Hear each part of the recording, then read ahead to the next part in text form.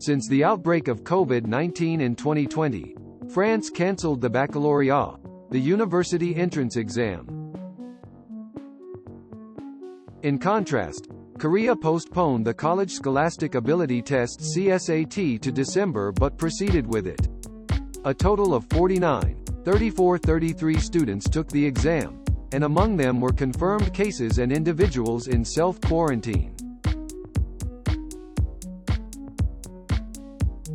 The university holds immense importance for Korean students, and the enthusiasm for education in Korea is remarkably high.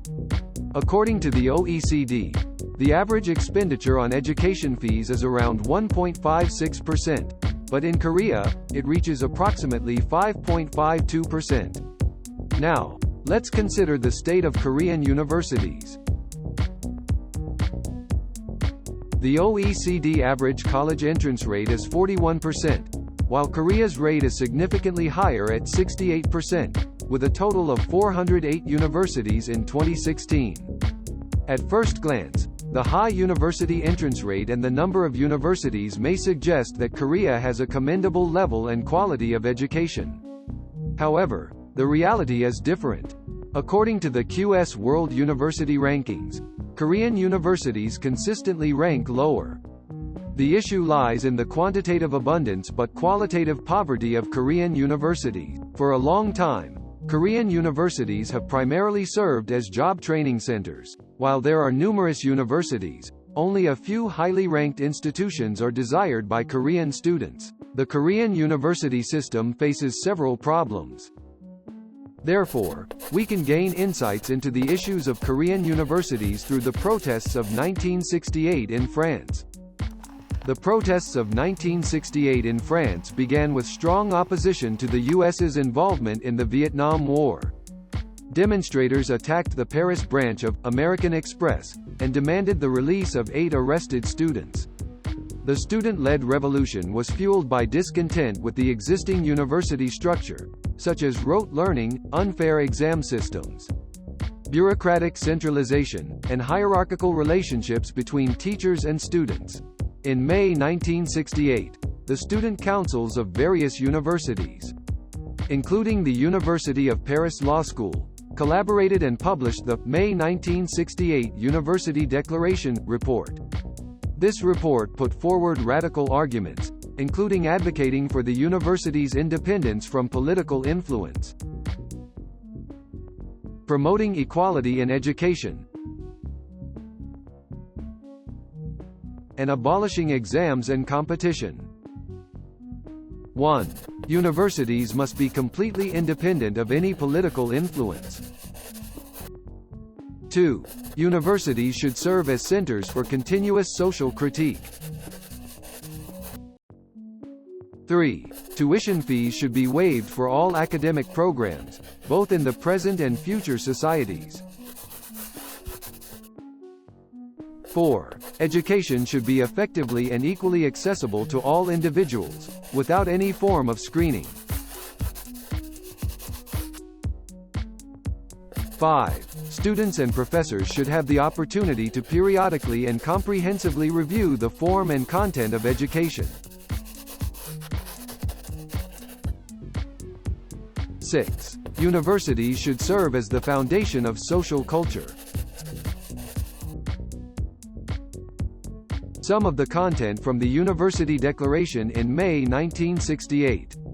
When the University Declaration in May 1968 gained support from the French Education Union, the French education authorities could not ignore the demands of the students.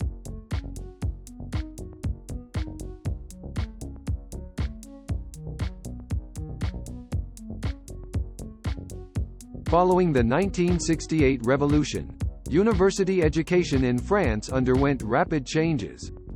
The university doors were opened on a large scale to workers who had missed the opportunity to attend.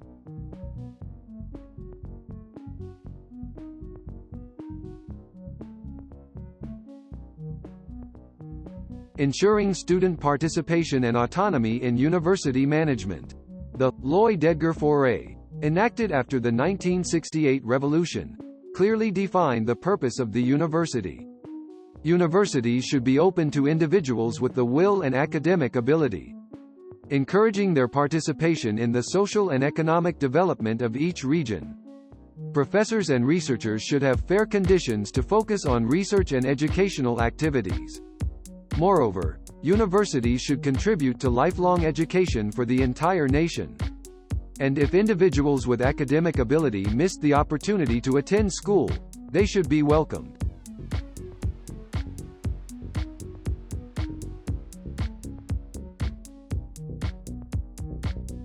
All general universities in France are considered national universities and are classified without extensive inter-university rankings.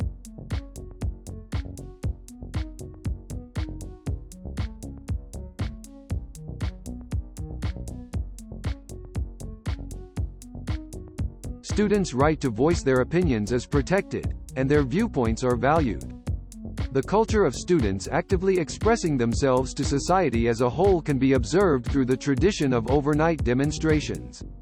Additionally, educational research units and university management committees, which consist of elected professors and student representatives, operate on the principles of autonomy and participation. The students who spearheaded the 1968 revolution refused to overlook injustice and rejected a society that divided individuals based on their background and skills. Although the revolution did not achieve its intended goals, the student movement during that period contributed to enhancing the quality of university education in present-day France.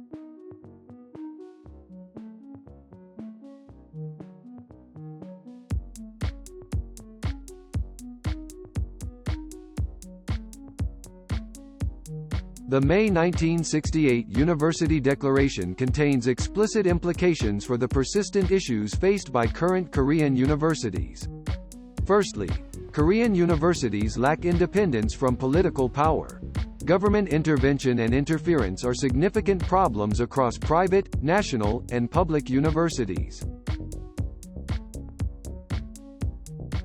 In many areas, including funding, ownership of buildings and facilities, budget allocation, faculty salary determination, student enrollment, and tuition rates, Korean universities are unable to operate autonomously. Moreover, national and public universities face challenges in securing autonomy due to strict government regulations, while the non-profit status of private universities is compromised by treating them as public institutions. Under this structure, students find it difficult to have their voices heard within universities. And both students and professors lack the opportunity to periodically and fully review the form and content of education. Secondly, education in Korea is not open to everyone. Universities in Korea primarily admit students through a rigid entrance examination system called the College Scholastic Ability Test, which limits access and fails to ensure effective and equal opportunities for all. The university curriculum is also heavily centered around school-age students, resulting in restrictions such as fixed 4- to 6-year programs, expensive tuition fees, and formal systems that exclude individuals beyond school age from pursuing higher education. The third issue pertains to tuition fees. As of 2018, the average annual college tuition in Korea amounted to approximately $8,760, making it the fourth highest among 46 countries, including 37 OECD member countries and 9 non-member countries.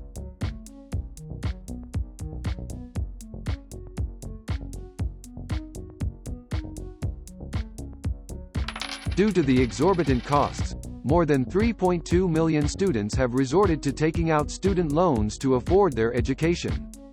Consequently, the lack of university autonomy resulting from political interference,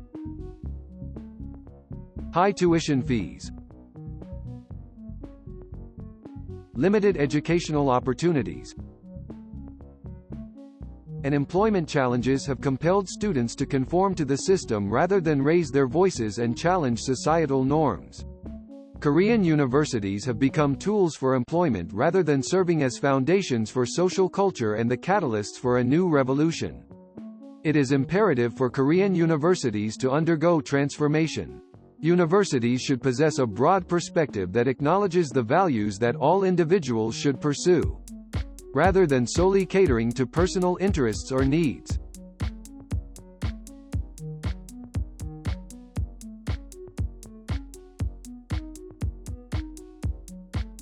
However, Korean universities have not fully grasped the essence of a university.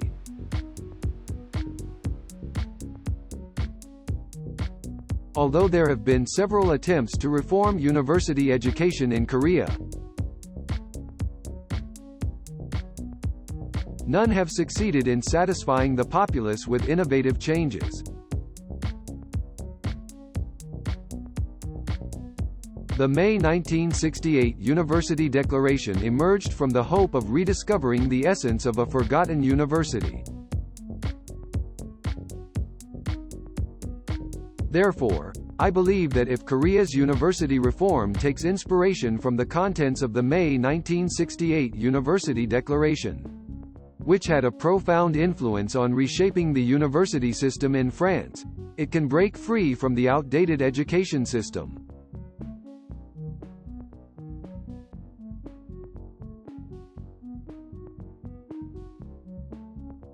Thanks for watching this video. And please don't forget to click the subscribe and the like button.